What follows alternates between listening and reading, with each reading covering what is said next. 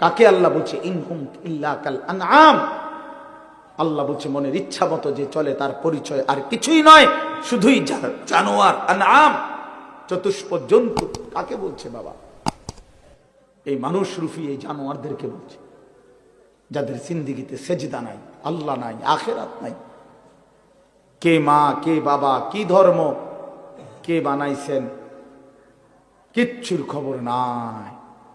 Mobile, নারী, ছবি, অশ্লীল দৃশ্য, অসৎ বন্ধুদের আড্ডা, হাসি ঠাট্টা, সারা রাত মোবাইলে উলঙ্গ ছবি দেখতেছে, সকাল 9টা 10টা পর্যন্ত ঘুমায় আছে।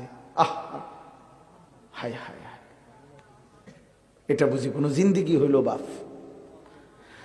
মানুষের জিন্দিগি তো এরকম হওয়ার কথা না। এক চতুষ্প জন্তু, এক রাস্তার কুকুরও তো এতক্ষণ ঘুমায় থাকে না। এক চতুষ্প জন্তু, জানোয়ারও তো এমন হয় না। এই জন্য বাপ এটা বোঝা উচিত। প্রিয় ভাই আমার, ছেলেরা আমার, কোনো একজনও যদি বুঝে থাকো তো তুমি মনে মনে হিসাব মিলাইও। তোমার বন্ধুর লগে না, তুমি একা হিসাব মিলাইবা। আসলে আমি কে? কে আমাকে বানাইলেন?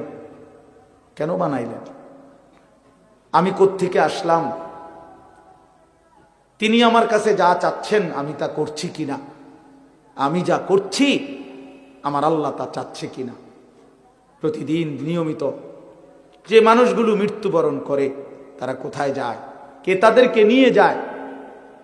কেউ তো মরতে চায় না, কিন্তু কেউ তো থাকতেও পারে না। কোন অদৃশ্য মালিক তাদেরকে নিয়ে যাচ্ছে।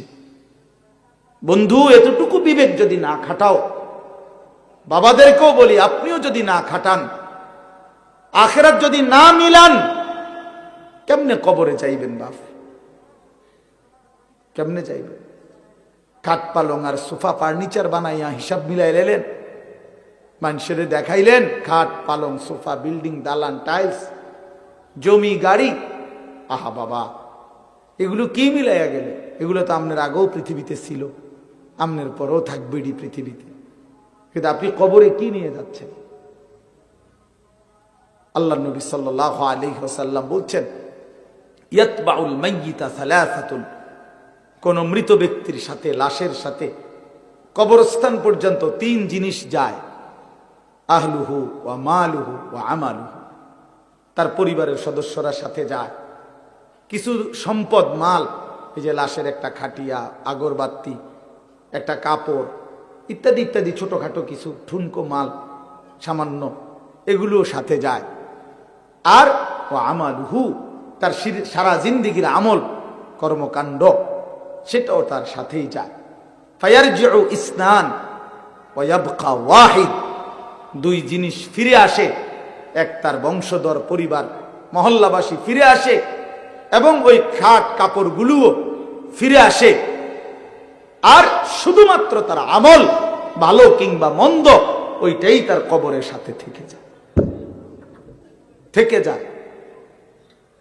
এই জন্য দোস্ত, আমরা আমাদের 1 সেকেন্ড, 1 ঘন্টা, 1 মিনিট, একটা নিঃশ্বাস যেটা একবার পড়ছে, এটা আর কোনোদিন আমরা হিসাবের বাহিরে আড়াল করতে পারবো না। কোরআনুল কারীমের মধ্যে আল্লাহ বলছেন, লা ইউগাদিরু সাগীরাতান ওয়ালা কাবীরাতান ইল্লা আহসাহা। এই ফেরেশতারা ডান কাঁধে বাম কাঁধের ছোট থেকে ছোট, বড় থেকে বড়, জীবনের প্রতিটা স্পন্দন, প্রতিটা নিঃশ্বাস পর্যন্ত আল্লাহর